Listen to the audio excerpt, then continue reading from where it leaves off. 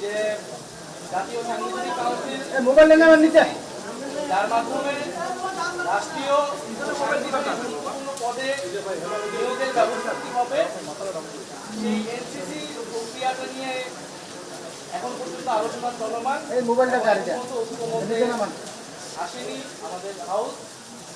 এখানে আমরা যেই জায়গাটি আলোচনা করছি, আমরা জাতীয় নাগরিক পার্টির পক্ষ থেকে এনসিসিকে সমর্থন জানিয়েছি যখন থেকে আলোচনাটি শুরু হয়েছে। তবে এর গঠন প্রক্রিয়া নিয়ে বা এর ফরমেশন নিয়ে অনেকগুলো দলেরই কিছুটা ভিন্নতা আছে এবং সেই জায়গায় আমরা আমাদের ভিন্ন প্রস্তাব আছে, কিন্তু নীতিগত জায়গায় এখানে অনেকগুলো দল জাতীয় নাগরিক পার্টি সহ তারা এনসিসির পক্ষে অবস্থান নিয়েছে।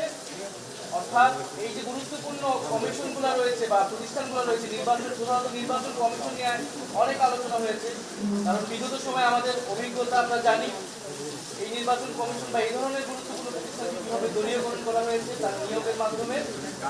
নির্বাচন কমিশন, দুদক, পিএসসি অথবা মানবাধিকার কমিশন, এই কমিশনগুলোতে কোনোভাবেই আগের যে আইন, আগের যে সিস্টেম, সেই সিস্টেমের নিয়োগ আমরা সমর্থন করি না। ঐক্যমত্য কমিশনের পক্ষ থেকে একটা প্রস্তাবনা রয়েছে, আমরা বলেছি যারা বিরোধিতা করছেন তাদের কাছে যদি এর বিকল্প প্রস্তাবনা থাকে যে আমাদের কনসার্নটাকে অ্যাড্রেস করতে হবে, যে এই কমিশনগুলো যাতে নিউট্রাল থাকে, দলীয়করণ না হয় এবং রাষ্ট্রের সবার আস্থা যাতে এই প্রতিষ্ঠানগুলোর উপর থাকে, যারা নিয়োগ করছে তাদের উপরে থাকে, সেই বিষয়টা যাতে নিশ্চিত করা হয়, সেই আলোচনা এখনো চলমান। এবং আমরা আশা করি যে সবাই আমাদের যে জুলাই গণ অভ্যুত্থান এবং আমাদের যে গণতান্ত্রিক রাষ্ট্রের আকাঙ্ক্ষা, সেই আকাঙ্ক্ষার প্রতি শ্রদ্ধাশীল থেকে আমাদের ভবিষ্যৎ বাংলাদেশ নতুন প্রজন্মের বিশ্বমানের থার্মিক্স রড সালাম স্টিল থার্মিক্স, দেশের একমাত্র থার্মিক্স রড।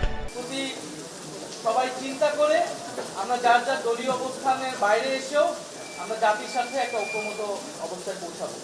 আর বাকি দুটো এই যে নিয়ে এখনো আলোচনা আসেনি, সেই বিষয়ে আমরা বলতে পারছি।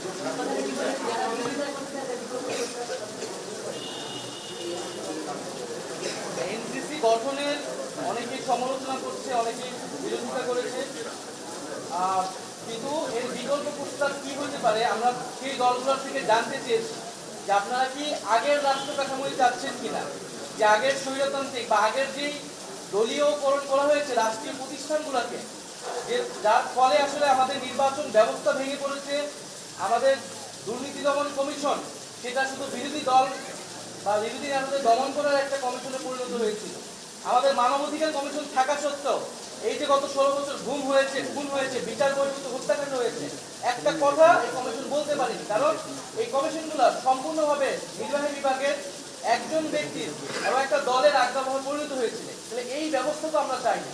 আর আরেকটা বিষয় যারা বিরোধিতা করেছে তারা বলার চেষ্টা করেছেন যে এটা এক্সিকিউটিভ বিভাগকে বা প্রধানমন্ত্রীর ক্ষমতাকে অনেক খর্ব করে কিনা, প্যারালাল কোনো অথরিটি করে কিনা। আমরা এটা পরিষ্কারভাবে বলেছি, আর অনেকগুলো দল বলেছে যে এটি ভাবার কোনো কারণ নেই, কারণ এটা এক্সিকিউটিভের দায়িত্বই না যে এই কমিশনগুলোতে কারা নিয়োগপ্রাপ্ত হবে, বরং এই এক্সিকিউটিভের যার প্রধান বা প্রধানমন্ত্রী যে এইভাবে ক্ষমতা চর্চা করছে সেটা অন্যায্য এবং অগণতান্ত্রিক।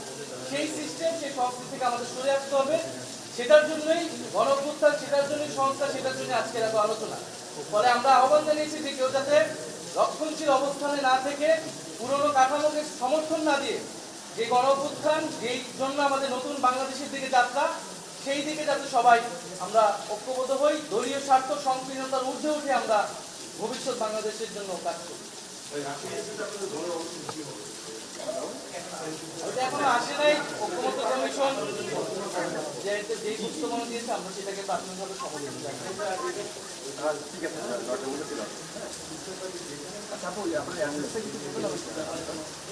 ব্যাপারে আমরা যখন কমিশনের সাথে আলোচনা গিয়েছিলাম, আমরা বলেছিলাম যে সশস্ত্র বাহিনীর প্রধান এবং অ্যাটর্নি জেনারেল এই দুইটা বিষয় এনসিসির আওতায় থাকা উচিত, এটা সরকারের এখতিয়ারি থাকা উচিত, একটি আগে সিস্টেমে ছিল। এবং প্রধান উপদেষ্টা অন্তর্বর্তী যে নির্বাচনকালীন সরকার, সেটার ক্ষেত্রে প্রধান উপদেষ্টা নির্বাচনেও এটা এনসিসির ভূমিকা এখানে যুক্ত করা হয়েছিল। আমরা নির্বাচনের তত্ত্বাবধায়ক সরকার আলাদা একটা রূপরেখা দিয়েছি, ফলে সেটাকেও আমরা বলতেছি এটাও এখতিয়ারে না থাকলেও সংবিধানে এটা থাকুক, কিন্তু গুরুত্বপূর্ণ প্রতিষ্ঠানগুলো নির্বাচন কমিশন